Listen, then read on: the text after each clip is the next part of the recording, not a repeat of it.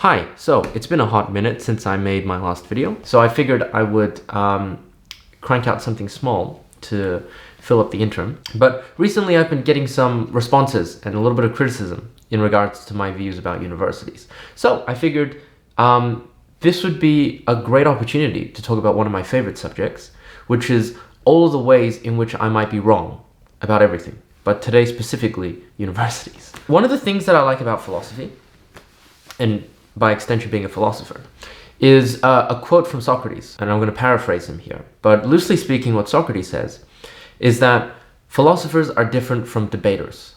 Even though we argue a lot, we're fundamentally different. And the difference is debaters only care about winning, whereas philosophers care about the truth. And so when we engage in philosophical ideas and discussions, it's not antagonistic. It doesn't involve the ego. With that said, I have made a little list on my phone of my self-critical thoughts, roughly about all of the things that I've said so far, the major points that I've been trying to make, and why they might be wrong. So, without further ado, one of the first points that I've made is that university degrees are overinflated.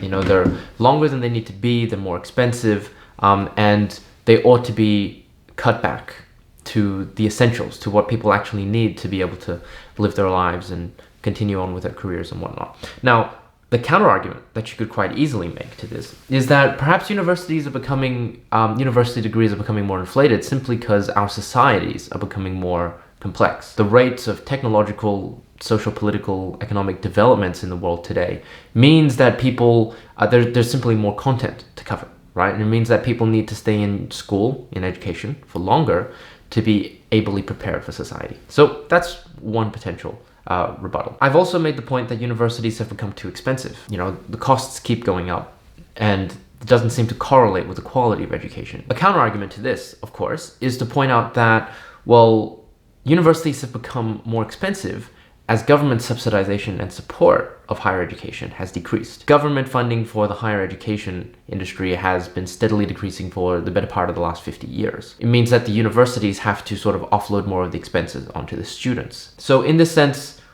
this university is becoming too expensive is not really a university issue, it's a government issue. So that's a potential counter-argument. I've also made the claim that universities don't care about the quality of education. And I mean, aside from the fact that this is a very nebulous claim, right? It's exaggerated. Obviously, universities are very big institutions. You know, how are we to say that, you know, in a blanket statement, the university just doesn't care? The reasons why I make those kinds of statements, I'll explain in the next video, where I actually address these issues.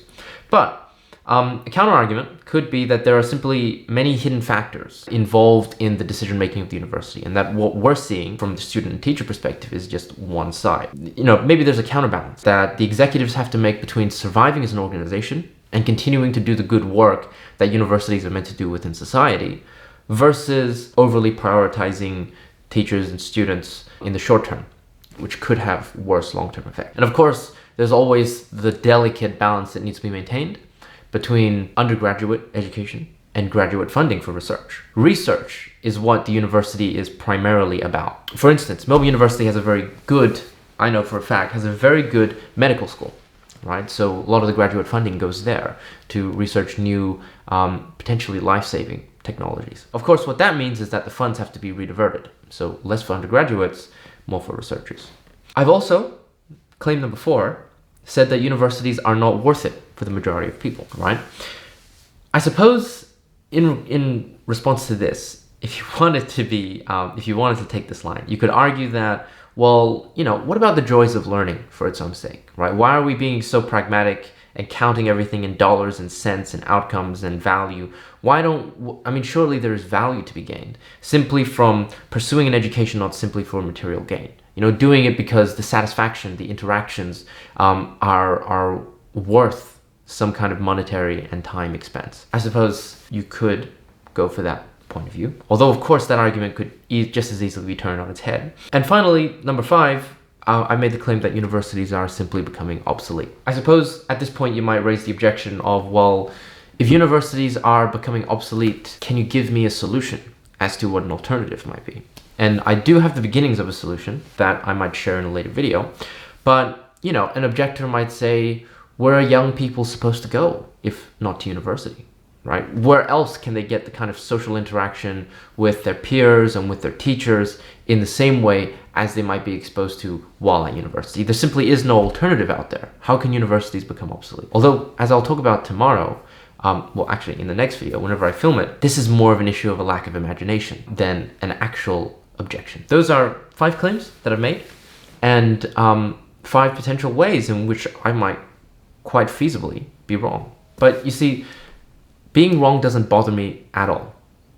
And the reason for that is, I mean, all that stuff I said about philosophers and debaters before, but more importantly, there are currently hundreds of thousands of students enrolled at university, and they're spending a lot of money and a lot of time and putting in a lot of work. If what I'm saying is true, then a great number of them are wasting their time and wasting their money.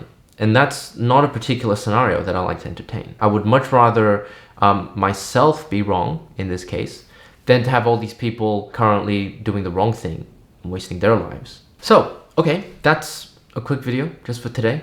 And I will come back in the next video with some responses to these objections. You know me, I'm not one to just leave an argument hanging in the air. But until I see you then, take care, stay safe. We're out of lockdown now, so I don't know, go somewhere. I will see you in the next video. Bye.